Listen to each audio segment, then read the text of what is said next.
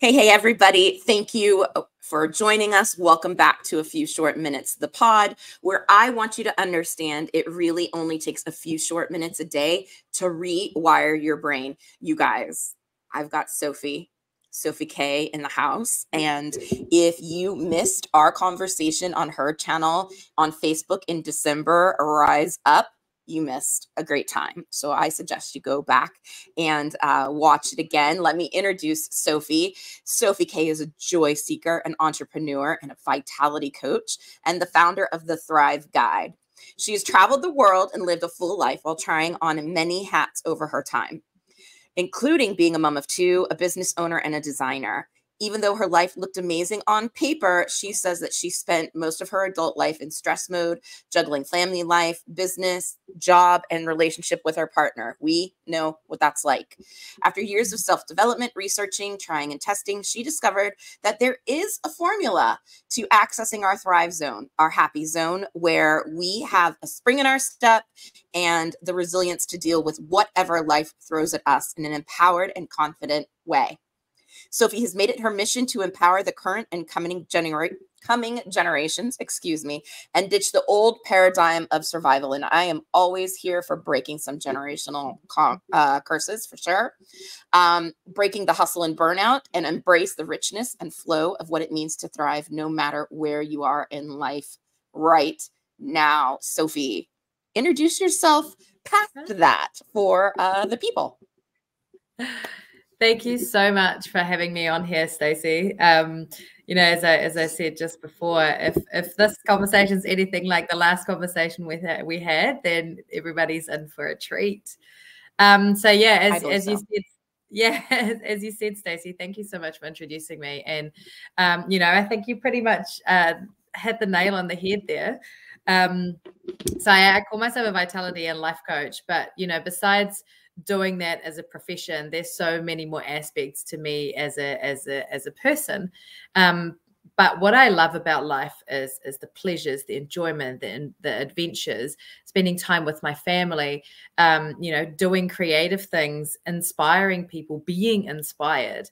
And, you know, I realized that, as it said in my bio, that for a really long time, I wasn't enjoying life the way I could have. And I think that's really the case for so many of us. So there's kind of two types of clients that I, you know, if I have to describe them, this is what they would be like. Client number one would be what I call the stressed out bunch. I was definitely one of those. I was one of the stressed out bunch, which essentially people who are just always running on the treadmill of their life, treading water, never really getting anywhere, right? We totally know what that feels like. And it's frustrating. And yeah, that hamster wheel. And it's frustrating. And we know that it could be different, but we just can't figure out where to even start, because we're juggling. How to get out of it. Oh, yeah, right. We're juggling so many balls, so many plates.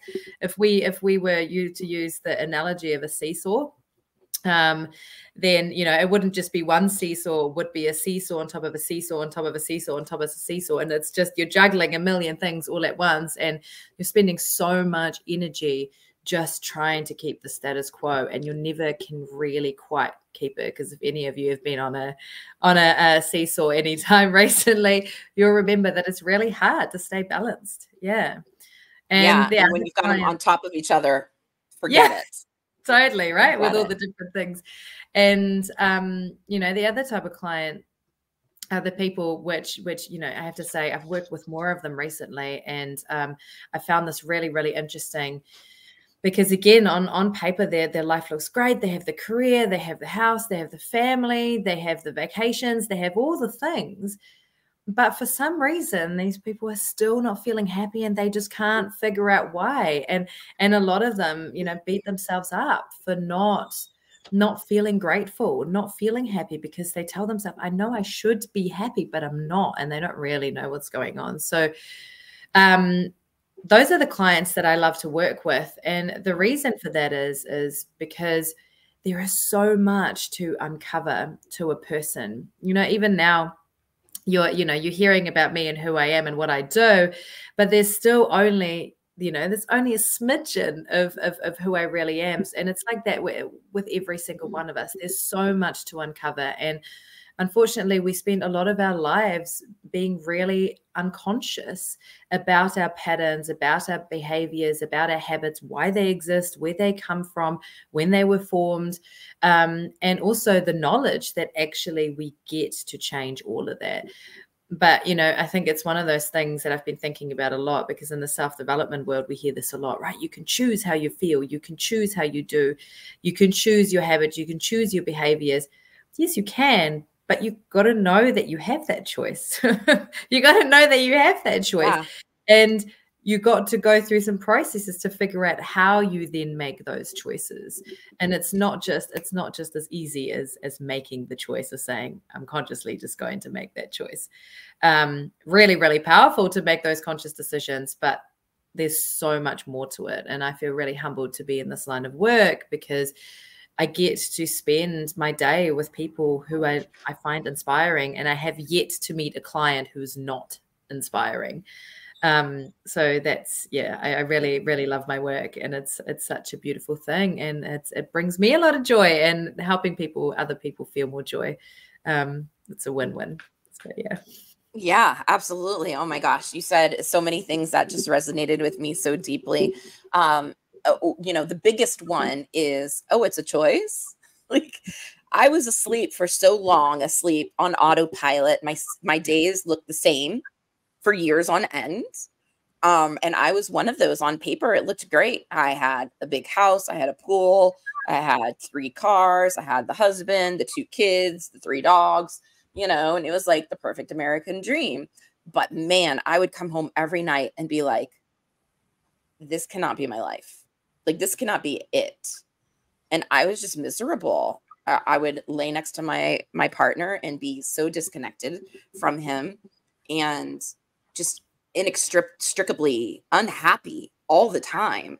And I didn't realize that it was partially due to just running in that hamster wheel, same different day, right? And it was constantly like that. And it was amazing when I finally hit a wall and my life kind of fell apart. And then I was like, oh, okay, all right, here it is. But it took my life falling apart. And now as a coach, I don't want other people's lives to fall apart. I want to get at them before they get to that point, so they can get through and become conscious, become self-aware, and make those changes with love and compassion, versus picking up the pieces of their life and trying to put it back in a different form. Yeah, that really resonates with me, Stacey, because it's crazy, really, isn't it, when we think about it? Because I was the same. My life fell apart before I really started looking into what is going on here. Why am I making these decisions? Why am I living my life this way? I actually don't really want to live it this way. And, you know, it's so crazy to me, because, again, I see this with my clients, but I see this in my personal life as well, is that we so often wait until things fall apart before we actually, you know, we're almost forced to take the steps that we need to take. And I feel the same. You know, we don't have to wait until that happens. We actually get to take those steps to unravel some things for ourselves beforehand. And, you know, let's not sugarcoat it. It does take courage. I honestly think that delving into ourselves and into the who we are, what we do, delving into maybe some of our past trauma, allowing all of this emotion to resurface. And all of us have stuck emotion inside of our body. I've yet to meet a person who has not had this experience or is experiencing that. But it takes courage. It really takes courage to do this work. But I know that every single person on this planet has that courage. It's inside of them. They can do it. Everybody can do it. Because if I can do it and you can do it and all these other people in the coaching industry can do it, we can all do it. It's not, we're not special in that sense. We just found that little piece of courage. And I know that everybody has that piece somewhere. Sometimes we've got to dig for it a bit, but Oh, yeah. Oh, it's buried for sure. For sure. And that's why I think it takes somebody's life falling apart before they're like, oh, that's right, I am resilient. I can do this stuff. Let me start piecing it back together. It is a rare occasion that I see somebody that hasn't had a major life event before they come to me. you know, whether it's separation or divorce or loss or, you know, just kind of a threat of divorce. And I hate that. I hate that for them, that it takes that much of a dramatic, traumatic thing to go, oh, okay, this isn't working for me. Because if you feel stuck, if you feel lost, if you feel unhappy, that's a huge signal that something needs to change. And so you've got this formula. I'm not going to ask you to give it all away, but give us a little overview of what that formula is. Well, it's to be honest, because I actually discovered this formula only about 2 or 3 years ago, and I went through this formula through my own journey. And the cool thing about it is that it's so simple that we can keep doing it over and over and over again. And I think that's something that we do really need. We need to have really simple tools that we can do in every day, that we can do in between kids things and in between work stuff, and it's got to be really manageable. So a lot of what I teach is very practical, and I think it's so important for that to be the case, which is why I also really resonate with just a few short minutes, because sometimes that's all it takes. That's right. But the formula itself is what I employ that formula in my program, which is called the Thrive Guide. So there's 4 steps that we go through, and step number 1 is the stop and reflect stage. It's where you really, I call it the deep dive, where you really get to just stop and deep dive and look at, okay, what's going on here? How am I feeling? Why am I feeling like this? Now let's look at our life. Let's look at, I actually, you know, do what I call the Wheel of Joy exercise, and we really look deeply into the exactly 12 areas of life. I use 12, not just 8. And people get to really discover how they feel about each area, what's working for them, what isn't working for them. And they also get to discover what success means to them. What does fulfillment mean to them? What are their values? What's important to them? What are their superpowers? What are they really good at? What are some of the things that they're not so good at? And I think it's really important to take that deep dive, because I kind of liken it to building a house. Doing this deep dive and really spending some time understanding what you've got in front of you is like building a foundation for home. If you're only building half of the foundation or a quarter of the foundation, and you're then going to try and build your home on top, that's going to be a recipe for disaster, right?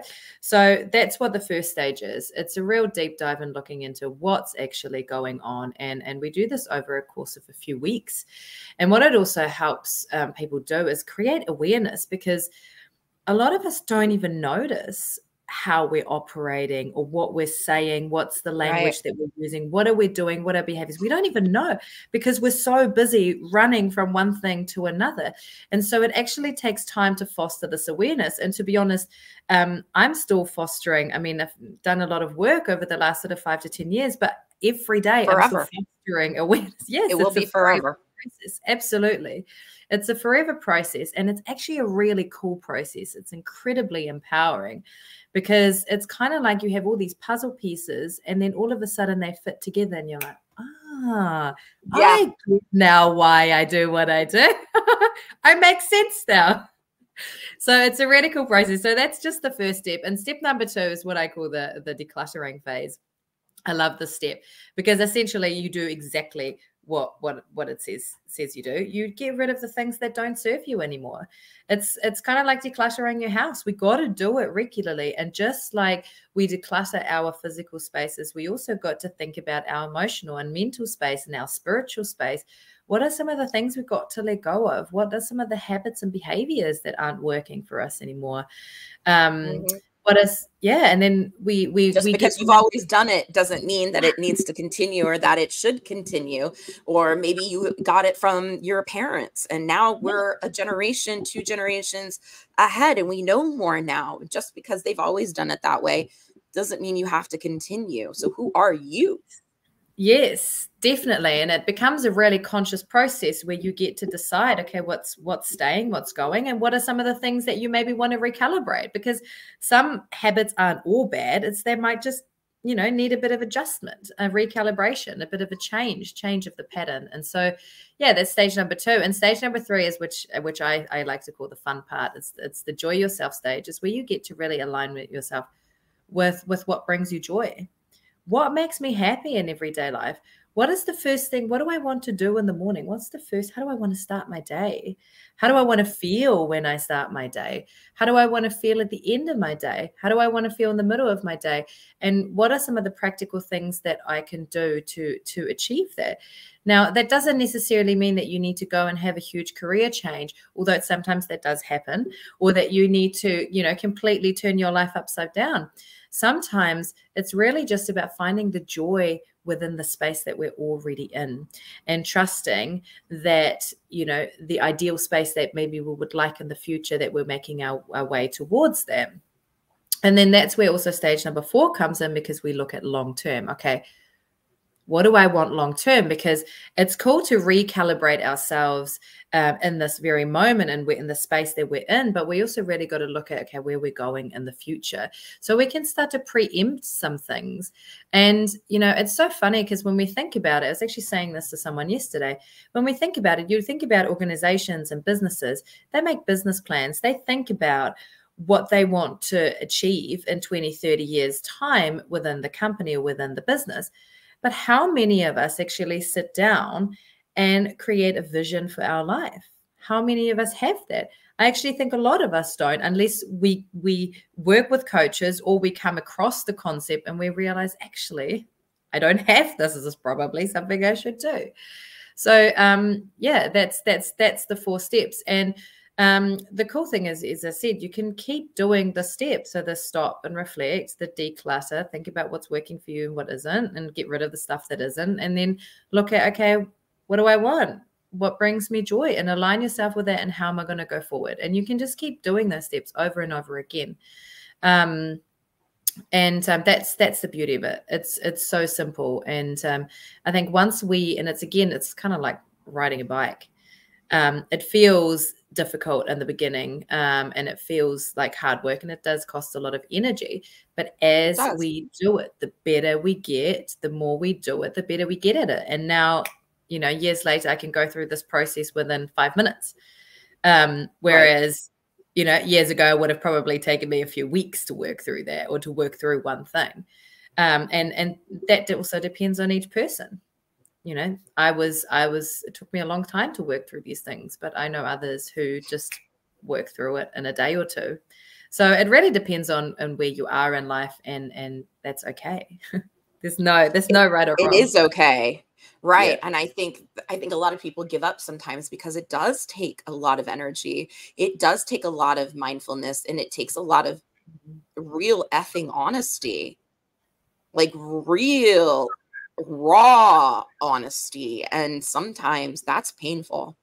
And as humans, we just kind of avoid everything that is painful as much as possible, to the point of our surroundings could be actually painful, but because they're known, we think that is less painful than the unknown, so we stay there.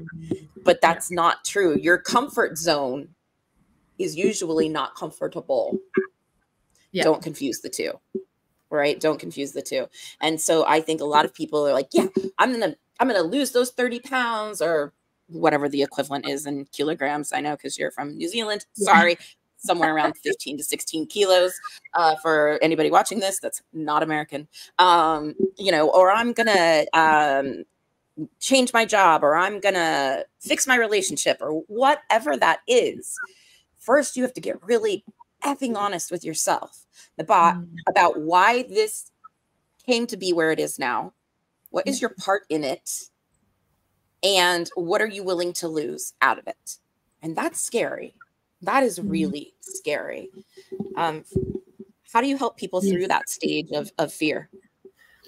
Well, I think it's firstly realizing that fear is actually, it's an inbuilt biological mechanism of our body. It's literally there to keep us safe, to keep us in that status quo.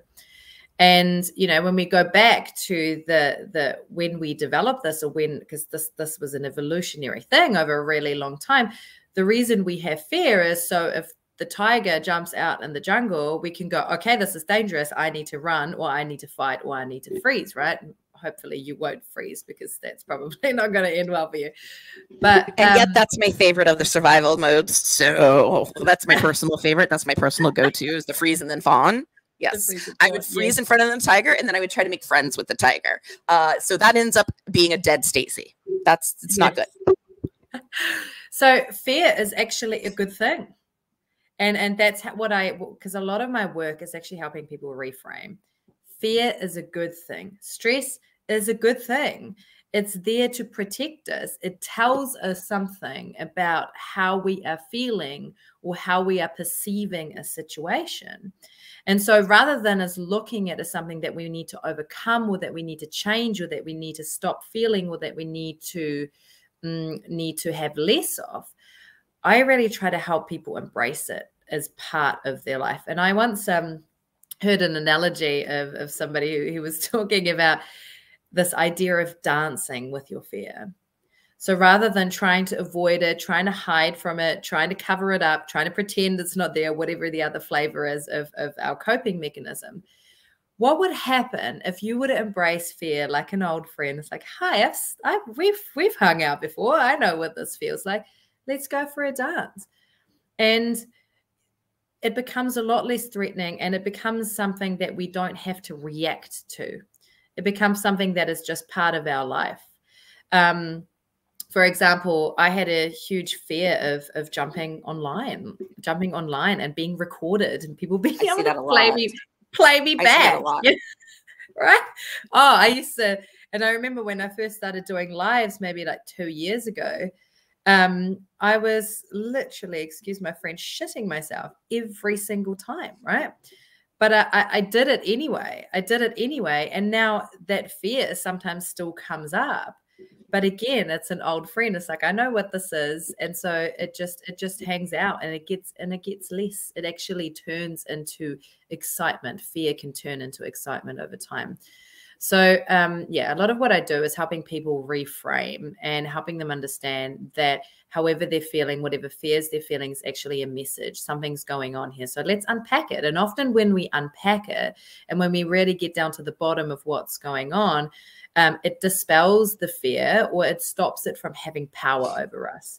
Because we can't necessarily get rid of it, but it stops having power over us. And that's what we want. That's all we want. We can't get rid of it.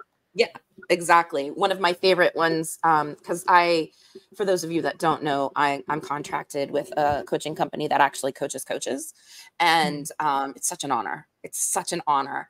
And I've been doing that for a year. But when I started, I was scared shitless, because I was like, what can I give them that they don't already know? They're coaches like me, and some have been, coaches longer, and some of them aren't, and that's okay. But like, what can I give them that they don't know already? They're coaches. They have the same training I have, or whatever. Right. And I was nervous like that.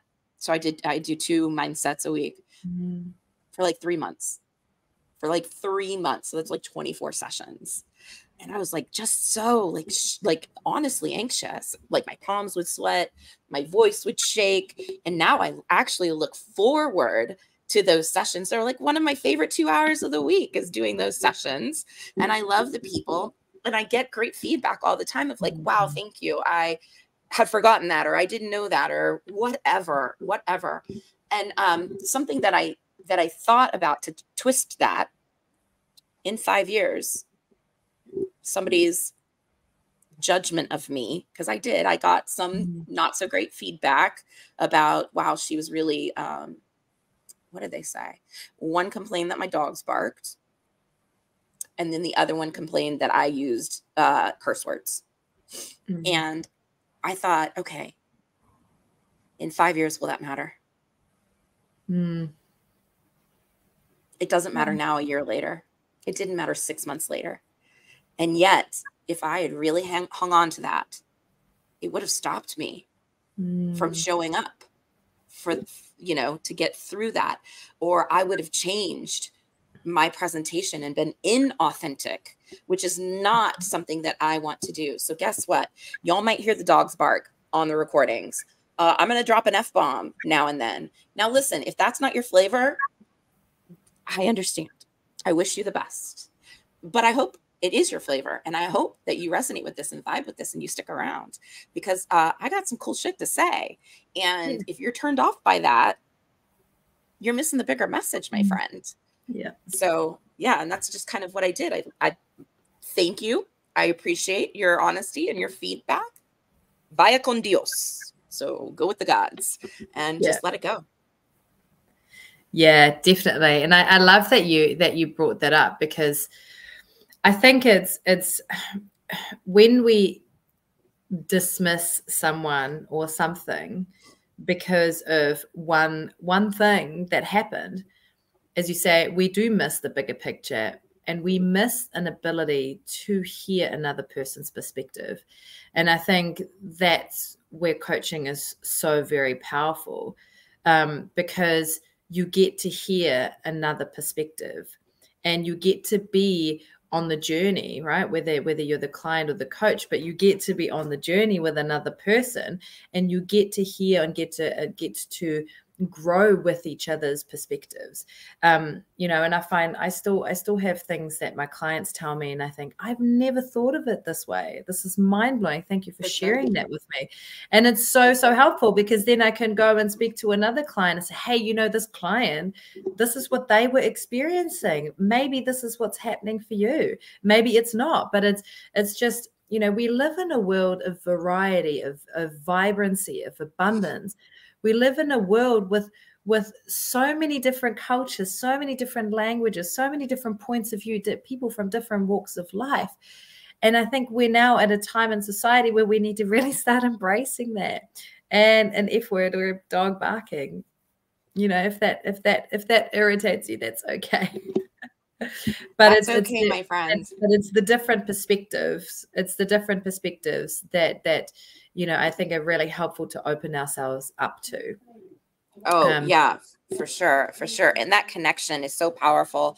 It's amazing. Sometimes I'll be coaching, especially in that mindset group for some reason. Something will fall out of my mouth and I'll go, oh, wait, that wasn't for you. That was for me. Like, it just hits me, just because I was helping somebody else. Sometimes I grow from something that comes out of my mouth that I didn't consider in that way, but it took me helping another person for me to go, oh shit, wait, that's for me.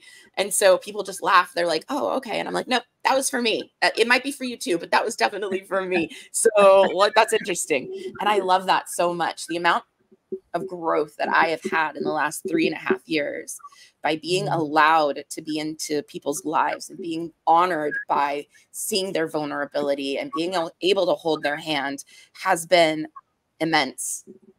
And I can't fathom what life would be like if I hadn't done that journey. Absolutely. And it's not being afraid. I was thinking about this, the opening ourselves up to these different perspectives and being around different people, and even if they don't agree with us and we don't agree with them, that is okay. We can actually still be in the same spaces and not agree with each other. And I think it actually lends itself a variety to our life. I think it actually makes our life more exciting. And the more we expose ourselves to people that do think differently from us, it does make us grow. And I think growth is one of the most important things in life, because one of the reasons I'm seeing so many people feeling stuck is because they're not growing in some areas of their life. And it's when you look at it from a biological and from a basic point of view of what us humans want, which is essentially to move away from pain and move towards pleasure. it's only when we're experiencing pleasure that we can really truly grow. When we're in that space of pleasure, of thriving, of enjoyment, that's when growth really happens.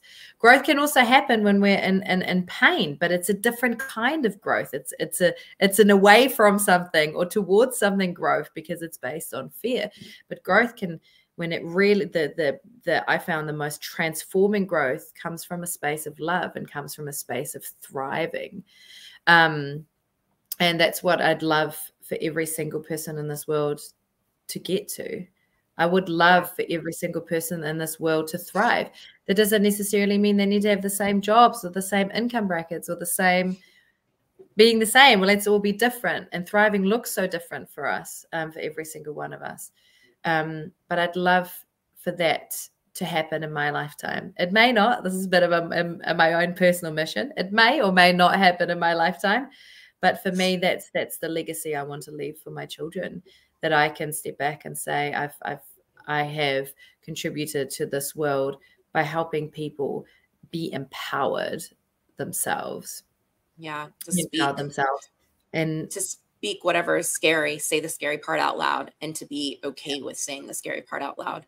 I think that is one of the most empowering things that we can do for each other, is just hold that space to make it okay. Just say, you know, again, back to the coaches that I coach, I'm terrified of showing up online. What are people going to say about how I look? My family hates the way I look right now because I've gained 60 pounds. Again, sorry, kilo, whatever. It's about 35 kilo. Or no, a little less than that. Anyway, probably something 28 kilo. It's something like that. Anyway, you know, and who's going to want to listen to me? Well, I don't know. If you don't get out there, what happens? There is a world of people waiting to hear what you have to say. You and me, but you. And if you don't get out there, if you don't open your mouth, if you don't share your story, if you don't get really freaking vulnerable, you rob those people of hearing something that could have helped them. And I just can't, like, that's a heavy burden to carry when it's placed like that. And I'm like, oh no, I can't not speak anymore. Definitely. So who cares what you look like, right? And you said it yourself, like you were scared to get online, but you did it anyway. So sorry, go ahead. No, I just I really love that, because I think that's something that so many of us struggle with.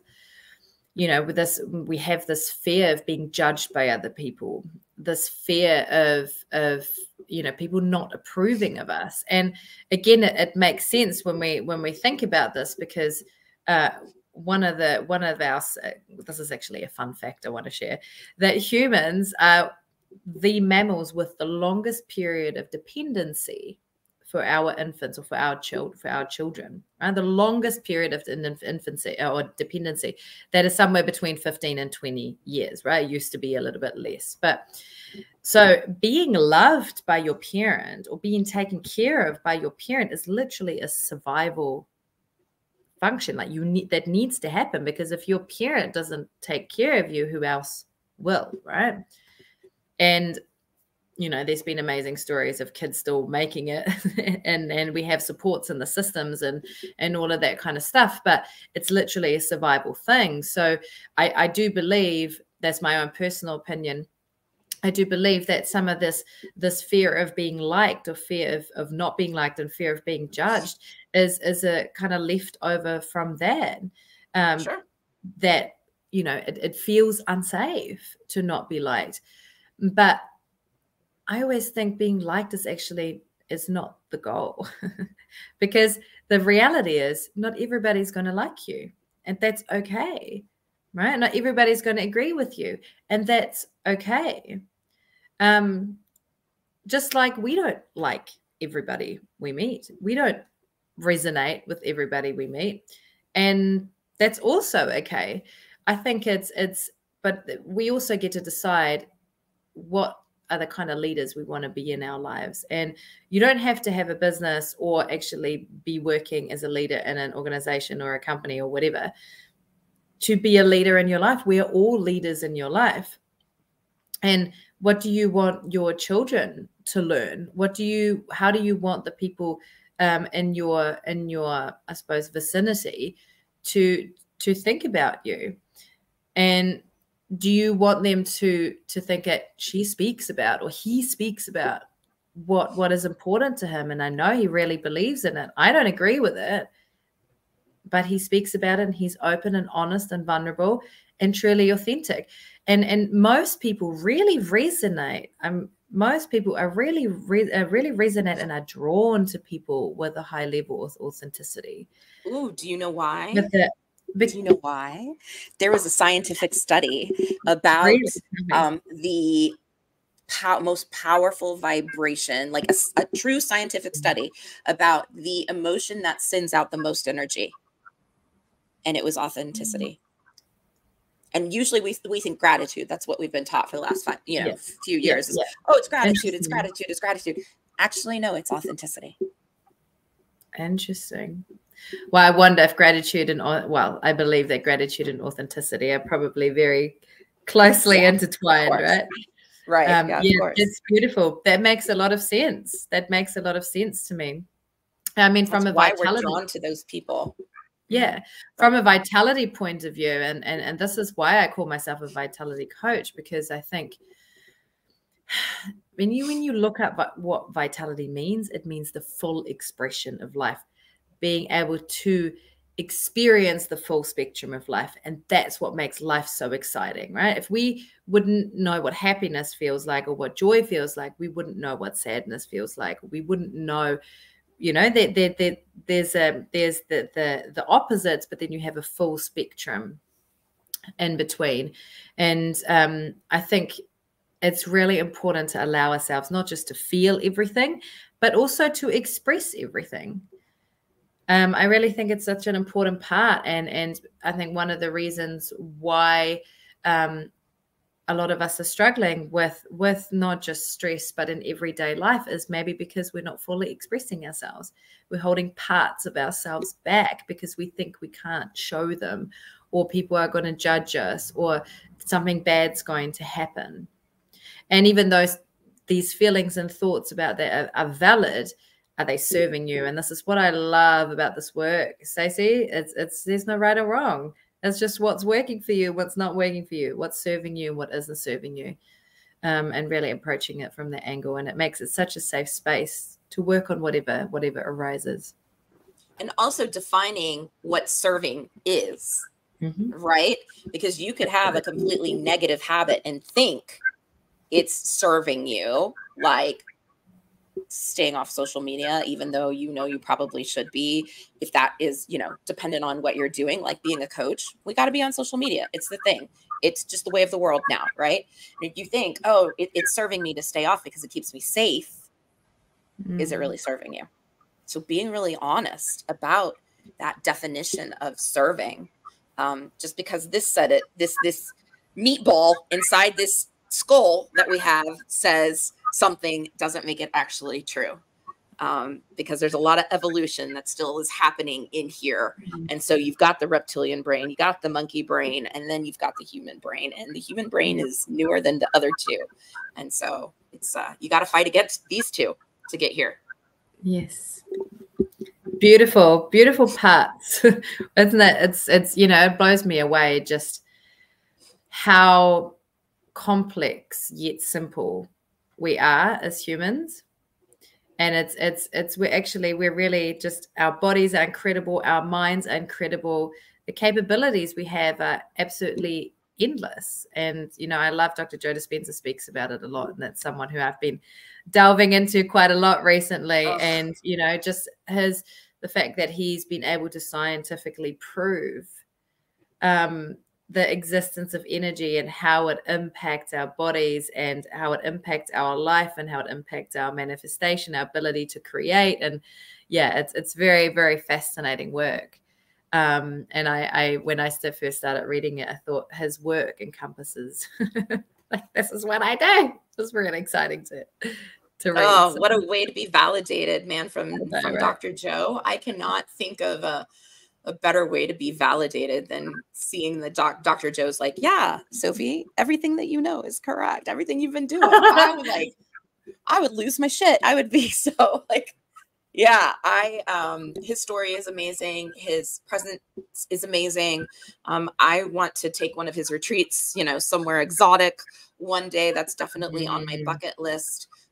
Breaking the habit of being yourself. If you are in any kind of transition in life, go download or listen or read that book. It is a game changer of really getting out of your patterns and getting really fucking honest with what you're doing to yourself, which is the first step of any of it. Yeah. Of any of it. Yeah, that book blew me away. It really did change the way I saw things. Yeah, same. And I think it's, you know, and that's what I love about the space, because obviously I am a coach, but I have coaches too, and I engage in this space quite regularly, because I think for me, it's having a safe space to do that. Because I have to say, at the beginning of my journey, I found having to be really honest to myself quite scary.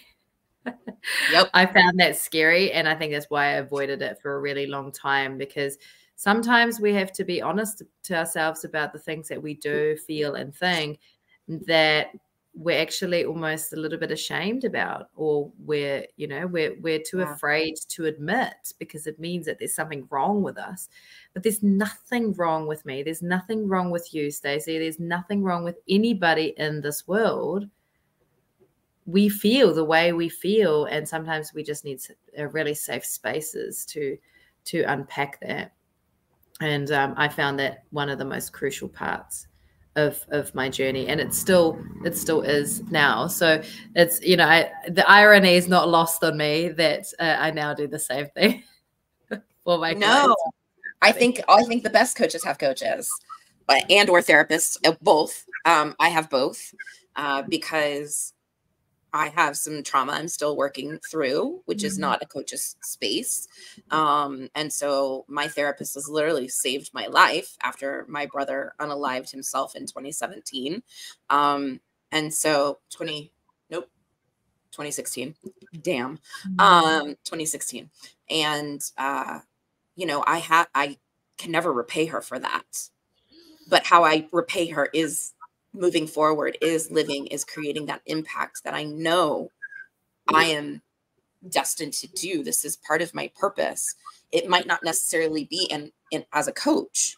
I could do this as a 6th grade teacher. I could do this as a doctor. I could do this as a storyteller, a children's book writer. It doesn't matter. Coach is a jacket that I put on in order to create this impact and hold space for others to be able to say the scary things out loud. Ooh, I'm getting chills. Thank you. And I do this with or without that jacket on. Yeah.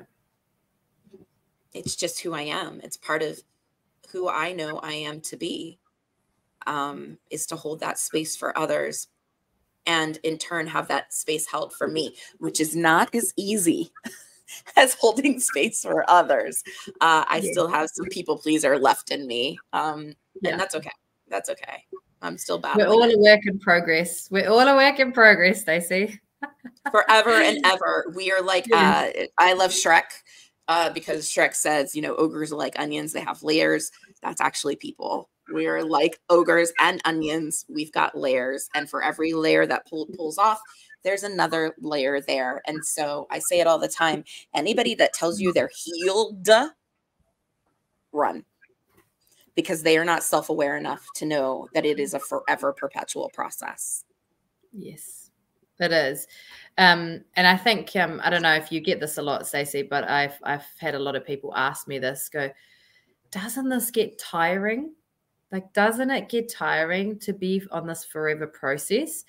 And, you know, I have to say that in the beginning, I sometimes felt tired of it. You know, I don't know if you've had those moments, but I've had those moments. Like, oh my God, there's more. Like, I thought I dealt with this. Why is there more? What is going on? Oh yeah, for sure. But once you get over the initial, which is, you know, it's okay to be frustrated sometimes. But actually it doesn't. I find the process now incredibly energizing, and it took me a while to get there. But I you know, I'd love for people to you know, really have this sink in, and to understand that, yes, on your journey to unpacking those layers, you are going to feel frustration. You are going to feel anger. You are going to feel all emotions under the sun. But it will be worth it, because the more you get into those layers, the easier it gets. It's like I said before, it's like riding a bike. And now I can have really big things surface for me, which it did maybe about 3 weeks ago. I had a really big childhood thing resurface for me that I didn't know was there. Fantastic. And Great. Yeah, I know. And it's interesting, because now I go, you know, I feel the emotions, but I'm like, yes, like, this is awesome. This is really cool. I wonder what's going to happen once when I heal this layer, or deal with this layer. I wonder, you know, how this is going to impact my life. And I don't know about you, but I sometimes catch myself not being triggered about something that I would have been triggered about. Yeah, that's a definite high five for myself. Yeah, there. and I internally high five myself. It's like, oh, this is cool. I absolutely, yay me! I absolutely do that. You know, Mel Robbins says, "Do it in the mirror." No, I just do it right here, just like that. Yay me! Yeah, I went to my parents in July. So the last time you and I talked, I was at my parents for Christmas, and they were still asking me when I was going to get a real job. So that was fun. But then when I went back in July, they said, we really can tell that this is really exactly what you're supposed to do, and that you're just lit up about it. And I was like, holy shit. Yes. Thank you. I only had to wait 46 years, but hey, you know, whatever. You know, it was nice to get that. Not that I needed it. I let it go. But it was like, wow, okay, now they just needed, you know, 3.5 years to catch up. But yeah, just not getting triggered by when I was there in Christmas and them going, yeah, are you gonna get why don't you go get a corporate job, just something 9 to 5, and just, you know, not make so, it's okay. Like a real job. You could do this on the side. It's just gonna be your hobby. Yeah, go get a real job. I was like, oh my God. And I just was like, this is my real job, people. I don't know what to tell you. Like, this is it. And so when I went back in July, they were like, okay, we get it. I'm like, freaking thank you. Thank you. Yeah. I told you.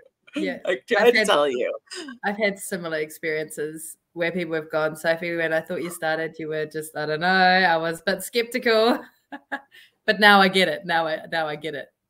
And it's, you know, I think what comes up for me there, Stacey, is this idea that everybody's on their own journey. And some people get it faster than others. Some people take longer, and that's okay. That there is no, this is how it should be and this is how it shouldn't be. And I think that's been really a huge thing that I've been able to embrace for myself within my family as well. And yeah, just that it's the nature of our journeys, that they just go at their own pace. Yeah, and I think that's beautiful, again, because it gives us that variety. But what I also have really tuned into this year in particular is this idea that whatever it is that we're trying to achieve, it is inevitable. It's going to happen. The only time when it will not happen is if you stop trying. Yeah. If you stop going and reiterating, going, okay, what can I improve? How can I go from here? That's the only time we will lock in failure. But we have this innate ability to figure stuff out. I really truly believe that. And every human has this innate ability to figure it out, and you will figure it out provided you are willing to do what it takes and to keep going every step of the way. Is it going to be easy? No, probably not. But the best things in life are sometimes not easy, and sometimes, well, sometimes they are, right? But it's really, and I think it really comes full circle back to what you were saying before about the comfort zone. I think part of growth is really pushing ourselves outside of our comfort zone, and it's really important. In fact, it makes us feel more alive from a vitality point of view. When you regularly push yourself outside of your comfort zone, it gives you a boost of vitality. because there's a confidence that you start to gain. There's a pride about yourself that you start to gain, because you know, I'm doing it. It's not perfect, and yes, maybe I would like more, but I'm doing it, and I keep going, and it really breeds confidence and absolutely, self-trust. That self-trust is huge. That's probably one of the first things that anybody needs to build, is that just a little more self-trust today than yesterday. Because then you can start relying on yourself for that internal validation, for that internal drive, for that intrinsic motivation, versus looking outside of somebody, you know, that meme of like, I need an adultier adult. Sometimes, yes, I absolutely do. But I also know that she's in here and I just have to access her. And when I feel like that, what I know to be true is I've regressed right then. And that's okay. That's okay. You're not 100% Sophie K vitality coach every day. I am not 100%, you know, Stacey self-love coach every day. But what I am is aware. Yeah. And that is my superpower. Beautiful. I love that. Thank you. Thank you. You're so welcome. So tell people where they can find you, make your pitch. I know there are people that need you and they want to know how they can reach you. Please. So the best way to connect with me online is through, and you've got it running across the screen, which is so beautiful, Sophie K Coaching. So that's on Facebook and Instagram. You can just follow my page on either platform, or you can head directly to my website, which is sophiek.co.nz. And you'll find there's some information about my Thrive Guide, which is my main program. And I launched the 60-day refresh this year, which is actually the second round starting this week, which is really exciting. Yeah, there was so much demand for it. So I thought I was going to run it another time before Christmas. So that's a group coaching program. And the information is going to land on the website soon about that as well. But here's the thing. I always think the best way to connect with people is to actually just have a conversation. And I'm always open to conversations. And I call them the no strings attached discovery sessions, because, you know, I think it's really important for people to firstly feel your vibe and have a conversation with you to figure out whether, you know, it's a good fit. And sometimes it's not a good fit, and that's okay. And sometimes it is. So if people would like to learn more about my work and what I do and how I work, the best way is to go on my website and request a discovery session, or just send me directly a DM on Facebook and Instagram. And I'll get back to you. And yeah, it'd be my pleasure to have a virtual coffee with some of you amazing humans out there who've been listening to this. And I really hope that what we've been able to share today really resonated and gave you some aha moments to take away and to implement into your lives. Thank you, my friend. Thank you for your space, for your time, for your energy. It's always appreciated. You guys, at the very least, go follow her. Rise Up is just she puts out so much information for free out of her own heart, out of her purpose of creating impact. So go follow her at the very least. And then if you want to have a virtual coffee, go hang out. No strings, no hard sell, no nothing. If you want to work with her at the end, okay. If you don't, okay. Seriously, no judgment. No, you know, oh, well, there's none of that. It's just all love, truly. So please go follow her, go support her, go hang out. My friend, thank you so much. I've enjoyed this conversation as well. And I'd love to have you back maybe after the new year, and let's figure something out there. And you guys, thanks for joining me today. I appreciate it. Do all the YouTube-y things, you know, like, subscribe, share, all, click the button, y'all know. And just remember, it only takes a few short minutes a day to rewire your brain. I love you. Bye-bye.